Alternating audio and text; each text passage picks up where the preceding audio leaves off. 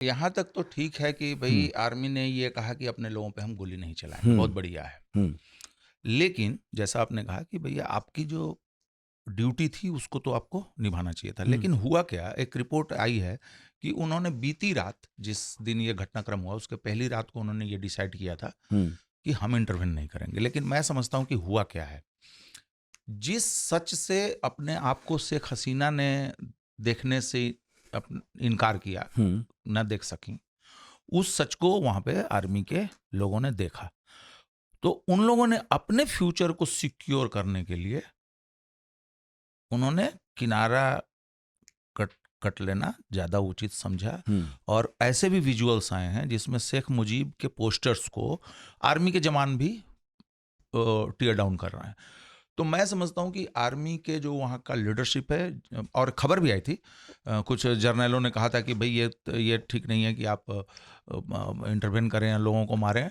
पूर्व सेना अधिकारियों ने भी कहा था कि ठीक नहीं हो रहा है।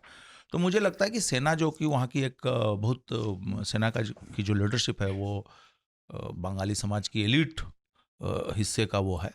तो मुझे लगता है कि उन लोगों ने भी अपनी चतुराई समझी। और लास्ट वाली जो बात आपने कही कि अगर इसमें जियोपॉलिटिकल खेल है तो 2 साल 3 साल पहले ही ये मामला तय हो चुका होगा। बिल्कुल। तो मुझे लगता है कि आर्मी का ये निर्णय जो है वो बहुत इनोसेंट निर्णय तो नहीं लगता है। वैसे बांग्लादेशी आर्मी को हम उस आर्मी के जैसा देखते भी नहीं है जैसा हम पाकिस्तान की आर्मी को देखते हैं, कि प्रधानमंत्री भले ही कोई हो लेकिन आर्मी अपने स्तर से जो है तय कर लेती है कि हमें क्या करना है, हमारी विदेश नीति क्या होगी, तुम्हारी जो प्रधानमंत्री अपना देखते रहें। ऐसा देखा नहीं था बांग्लादेश के मामले में। हमें ये पहली बार दिखाई दिया, क्योंकि हमारी वो पीढ़ी नहीं है जिसने आर्मी के अंदर वो 2 धड़ों का संघर्ष देखा हो, जो एक शेख मुजीब के साथ थी। या इनफैक्ट 2009 मुझे याद आता है, तब भी आर्मी के अंदर इसी तरह का एक विद्रोह हुआ था। जैसे हमारे बीएसएफ है, वहां पे भी मेरा ख्याल है बीडीआर या कुछ नाम है उसका, तो उसके अंदर भी खलबली थी, जिसके चक्कर में भारत को एक ऑपरेशन लॉन्च करना पड़ा था, या पड़ने वाला था, हुआ तो नहीं था, जिसमें ये तय था कि ढाका से शेख हसीना को यहाँ पर सुरक्षित लाया जाएगा। तब भी उनका फोन प्रणब मुखर्जी को आया था। तो आर्मी के अंदर ये जो है शेख हसीना को लेकर ही है, या फिर खालिदा जिया के साथ भी थोड़ी बहुत टसल होती है? नहीं, इनके साथ भी होती है। देखिए, जिन लोगों ने जियाउर रहमान की हत्या की जब वो राष्ट्रपति थे, इनके खालिदा जिया के बिल्कुल बिल्कुल, तो उनको मारने वाले और उनके खिलाफ ऑपरेशन करने वाले कौन लोग थे? वो भी तो आर्मी के थे।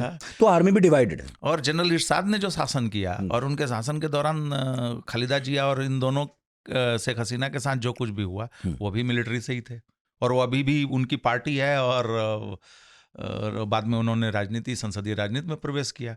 तो धड़े हैं, ग्रुप्स हैं, और एक अच्छा ट्रेडिशन भी है बंगाल का, जो कि आपको दिख भी रहा है बीच बीच में।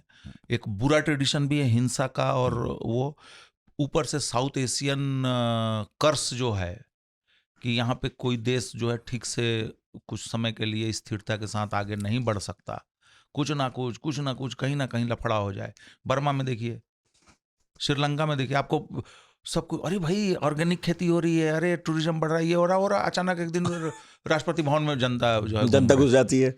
इमरान खान जीत गए, भाई क्या पॉपुलर आदमी, नॉट आउट कैप्टन, फलाना ढकाना, पता चला कि कहानी खत्म।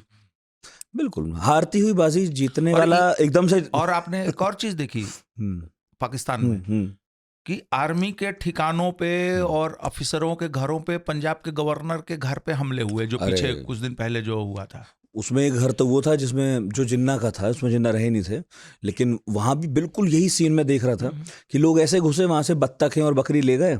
यही शेख हसीना के यहाँ हुआ है। पाकिस्तानी सेना के सही देखिए, सेना, पाकिस्तान हमारा शत्रु देश हो सकता है, लेकिन जो वहाँ की प्रोफेशनल मिलिट्री है वो लड़ाई लड़ रही है, तो उस देश के लिए तो वो भी शहीद है ना, जैसे हमारा शहीद है। बिल्कुल।